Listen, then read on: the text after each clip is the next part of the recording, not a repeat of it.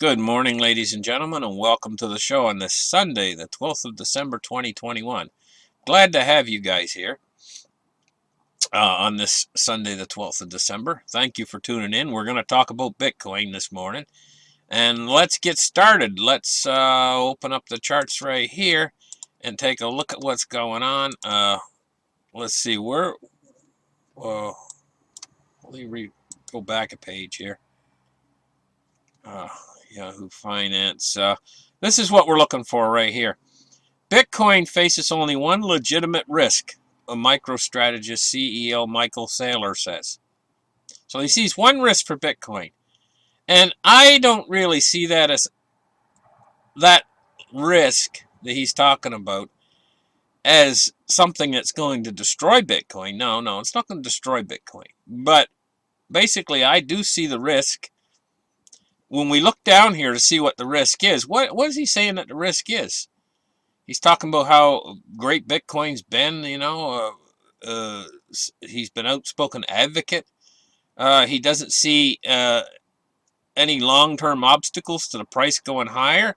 He says the only legitimate risk is a black swan, an unknown unknown, he says in an interview. Well, I'm going to tell you guys what. I see a black swan out there right now. Let's take a look here in Canada, what's going on. Evidence the COVID-19 Omicron variant is spreading in the community. Ottawa Public Health warns.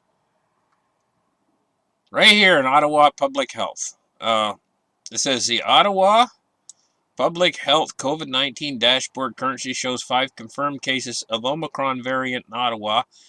Medical officer has previously said the cases are linked to travel. It says in a statement on Twitter Saturday afternoon, the health unit said, "We can confirm evidence of community transmission of Omicron," and they didn't say anything further. No other information was provided, but they did say in a statement from the Ottawa, the Ottawa Public Health COVID-19 dashboard current statement is, "We can confirm evidence of community spread of Omicron, community transmission of Omicron," quote unquote. So the quote unquote was, "We can confirm evidence of community transmission of Omicron," in a statement Saturday afternoon. Okay, what else? Here in Canada, here in America, United States of America, CDC chief says Omicron is mild as early data comes in on the U.S. spread of the variant. Now, the thing about it is it says that the 40 people in the U.S. have been found to be infected with Omicron variant so far, and more than 3/4 of them have been vaccinated. It said the Centers for Disease Control and Prevention. But she added that nearly all of them are mildly ill. Okay, so we see it spreading in the United States. Is there community transmission there in the United States? Well, Canada's admitted community transmission in Ottawa. I would suspect that it's a high possibility of community transmission in the States. But what about the United Kingdom? Let's take a look at the United Kingdom. Right here. It says the United Kingdom Health Security Agency, UKHSA, has confirmed Omicron cases have climbed to 817 cases as of Thursday, the 9th of December, 3 days ago. The new variant is now spreading across the UK, with early analysis suggesting cases could be doubling at a rate of as little as 2.5 to 3 days. So 2.5 to 3 days, they're saying that it's doubling. That means it's twice as many people have it just 3 days later.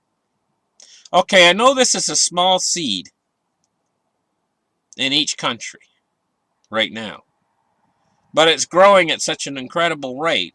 It's like something from, do you remember Jack and the Beanstalk? He had those magic seeds he planted in the ground, and then boom, they grew so fast until a plant has reached the sky. Well, this is what we got with this, because we've got something that's doubling every 2.5 to 3 days, according to official numbers. And, we just have to look at the calendar and count 3 days, boom, double. 3 days, boom, double. And you just do the math, you just enter in a calculation of whatever number, say it's 100 people have it now. 3 days later, it's 200, 400, 800, every 3 days. 1,600, 3,200, 6,400. And soon you start to get into the really big, terrifying numbers. Soon it becomes a black swan. It doesn't take long at 3-day multiplication. This is just simple math. This becomes a black swan. Now, I know an awful lot of people out there right now are probably saying mild, mild, mild. Yes, I know. I heard that. I've heard the term mild being used in according with this. But you have to understand something. Oftentimes, doctors consider the flu to be mild. But I've grown up in years in my life, whenever we get a bad flu season, like maybe, say, the year 1978, or whatever. Or I'm just saying numbers here, but we get a bad flu season over one of those years in the past, maybe 20, 30 years ago even. I can remember get a bad flu season. And oftentimes, a lot of the businesses in your town are actually closed because everybody's out with the flu. But the flu, it doesn't replicate with the speed this thing's replicating at. And why this creates a huge situation is if everybody is sick at the same time, the world ceases to function properly. This making it the biggest black swan you've ever seen in your life. Because on those big multiplications, right now we're in the small multiplications of numbers. Numbers are small and they're growing. When we get into the big numbers, probably in sometime toward the end of January.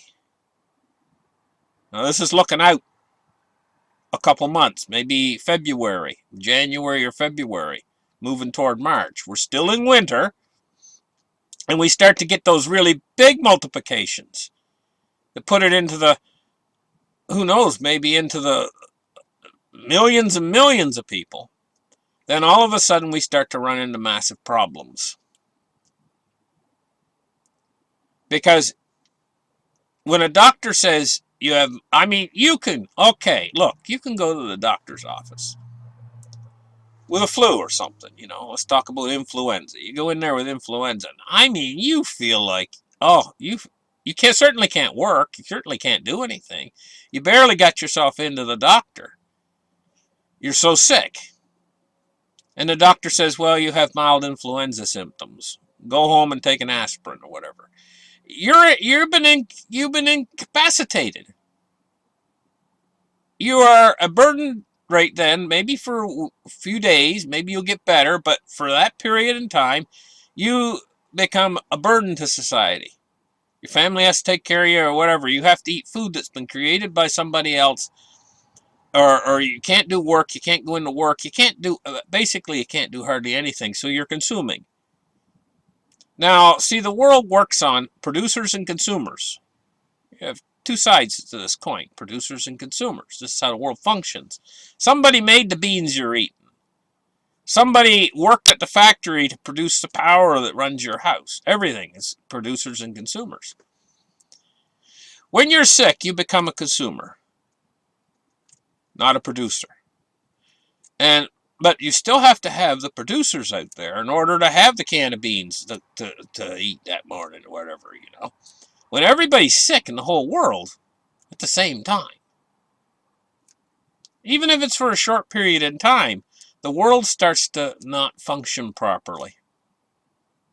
Now, already we're having difficulties in places. We have supply line shortages and everything else. You get the entire world sick at the same time, basically. And everything's just going to basically come to almost a grinding stop. Now, how does this affect Bitcoin? Now, I know I've been going on a little while here about all this. How does it affect Bitcoin? Well, there's two ways. You have to look to what the central banks are doing. So if the world starts to come to a grinding stop as these numbers start multiplying into the really big numbers, okay? and the world starts to grind down, everything's going to fall. The stock market's going to start falling. Price of gold and silver are going to start falling. Price of cryptocurrencies is going to start falling. The fiat currencies are going to start rallying during this period in time. Interest rates are going to want to go up, but the central banks won't let them. How long is that going to go before the central banks decide to change monetary policy? We don't know. But I imagine they're not going to let it reach its conclusion or its apex before the central banks are going to say, hey, you know what, we relent. We're going to hold off our tightening schedule. And in fact, we're going to go back to stimulus measures. When they do that, the second that they come out and announce that, all the markets, cryptocurrency right here, which is what we're looking at right now, at 2.27 trillion, I should say, 2.270 trillion, it's going to rip. The second that they come out and make a statement that they're gonna try to help us through this situation, through money creation. If they don't help us, if the central banks stay with their tightening policy and they follow through, well, we're going to have one monster of a crash that is going to force their hand to relent at a certain point.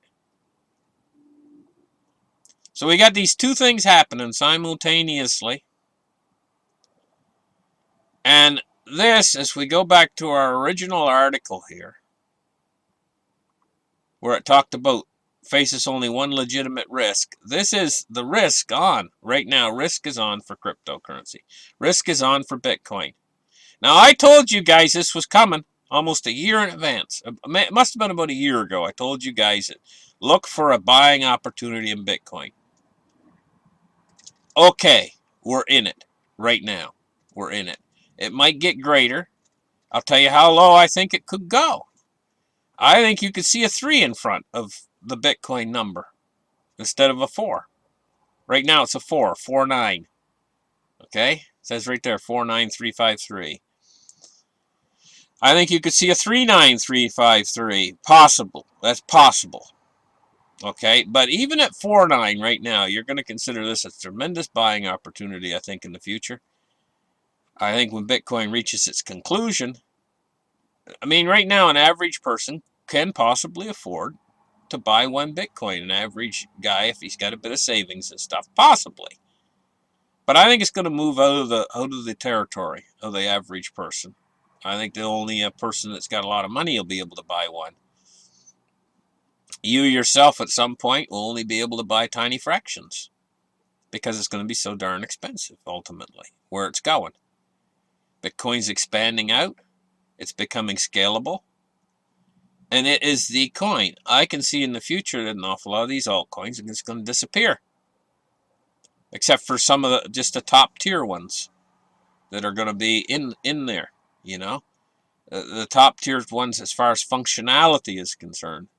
But I think it's going to take a lot to keep up with Bitcoin. I think Bitcoin is the original. And I think that's the one that if you're a HODLer that you should have in your portfolio. That's seriously what I think. And I think we're going to see at a certain point, not too distant future, we're going to see our $500,000 Bitcoin.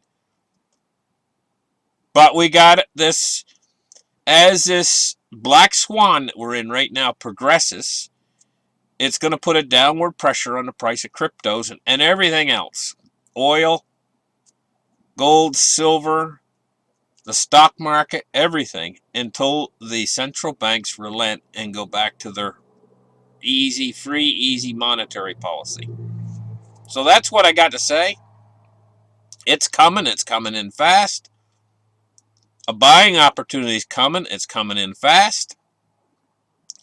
And what you need to do is prepare for this buying opportunity and think about it. If you've decided that you're going to be a guy that's going to hop into this buying opportunity, Well, you better keep your eye on the central bank's policy, because they're the ones that's going to turn this around the other way, to where instead of a downward slide, it's going to go into an upward trend momentum again. It's all got to do with central bank policy. So if you want to know where Bitcoin's really going, keep your eye on the central banks. Thank you guys for listening. Like and subscribe, and we'll catch you guys in the next show. Bye-bye.